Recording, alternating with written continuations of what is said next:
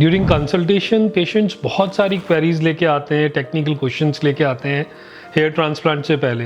तो एक बहुत कॉमन क्वेरी जो पेशेंट हमसे पूछते हैं वो पूछते हैं कि डायरेक्ट हेयर इम्प्लांटेशन और एफयूई में क्या डिफरेंस है।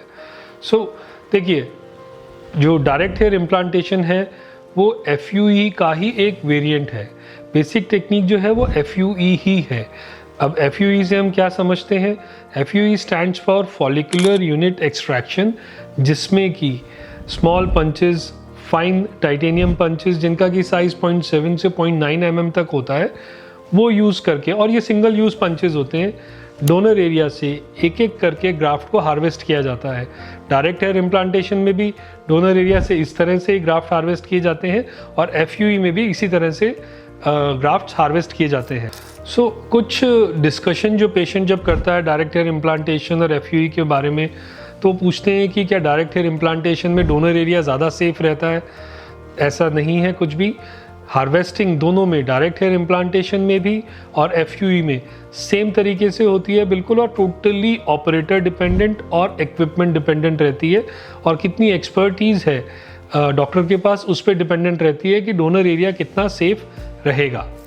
देन जब लुक्स की बात आती है तो कुछ पेशेंट्स कहते हैं कि डायरेक्ट हेयर इम्प्लांटेशन में शायद ज़्यादा नेचुरल लुक आता है हेयर ट्रांसप्लांट के बाद। ये भी एक तरह से एक ठीक बात नहीं है। नेचुरल लुक डिपेंड करता है, सबसे ज़रूरी चीज़ उसके लिए है कि हेयरलाइन आपकी डिज़ाइन कैसी हुई है और किसने की है। नेचुरल लुक के लिए, नेचुरल हेयरलाइन के लिए बहुत ज़रूरी है कि आपके जो ऑपरेटिंग सर्जन है, जो हेयर ट्रांसप्लांट सर्जन है, जो आपके प्लास्टिक सर्जन है, उनका आर्टिस्टिक सेंस होना चाहिए, जिससे कि वो एक इस तरह की हेयरलाइन डिज़ाइन करें जो कि बिल्कुल नेचुरल लुक दे और हाई डेंसिटी वाली हो। इसमें डायरेक्ट हेयर इम्प्लांटेशन और एफयूई में दोनों में कोई डिफरेंस नहीं आता। It all depends on your operating surgeon. Then patients discuss करते हैं कि साहब डायरेक्ट हेयर इम्प्लांटेशन में डैमेज रेट कम होता है as compared to FUE. Harvesting technique दोनों में सेम है, तो वो डैमेज रेट बिल्कुल सेम है, दोनों में कोई डिफरेंस नहीं है। हैंडलिंग की जहाँ तक बात करें, हैंडलिंग दोनों में सेम है बिल्कुल, दोनों में कोई डिफरेंस नहीं है। और जिस सॉल्यूशन में हम ग्राफ्ट्स को एक्सट्रैक्शन के बाद प्रिजर्व करते हैं, वो सॉल्यूशन भी दोनों में सेम रहता है, जिससे कि उनका जो परसेंटेज सर्वाइवल है वो अच्छा मेंटेन रहता है। दोनों में किसी भी तरह का उसमें डिफरेंस नहीं रहता है। देन अगर हम बात करें इम्प्लांटेशन की, डायरेक्ट हेयर इम्प्लांटेशन में ये क्लेम करते हैं कि बाल को डायरेक्टली एक्सट्रैक्ट करके और इम्प्लांट कर दिया जाता है। एफयूई के अंदर ग्राफ्ट को एक्सट्रैक्ट करके, प्रॉपर प्रिपेयर करके, शेप देके एंड देन इम्प्लांट किया जाता है। तो जो आउट ऑफ बॉडी टाइम है उसको मिनिमाइज़ करके और प्रॉपर फ्लूइड यूज़ करके हम ग्राफ्ट का जो सर्वाइवल रेट है वो इंक्रीज़ कर सकते हैं और जो डैमेज रेट है वो रिड्यूस कर सकते हैं। डायरेक्ट हेयर इम्प्लांटेशन में जो इम्प्लांटेशन होता है उसमें एक्चुअली जो इम्प्लांटर है उससे ही स्लिट बना के और साथ में ही इम्प्लांट किया जाता है।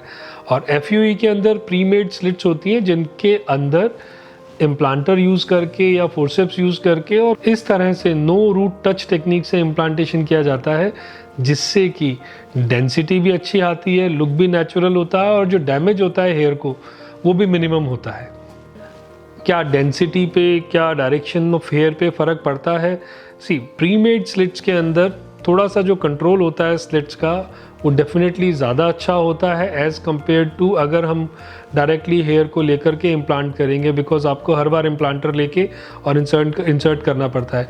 प्री मेड स्लिट्स में जब आप स्लिट्स बना चुके होते हो तो एक डायरेक्शन, डेंसिटी, डिस्ट्रीब्यूशन वो मेजरली डिपेंड करता है आपके सर्जन के एक्सपीरियंस पे। मेजर फैक्टर जो डिसाइड करता है कि आपके एफयूई का रिजल्ट कैसा आएगा वो है आपके सर्जन की एक्सपर्टीज़।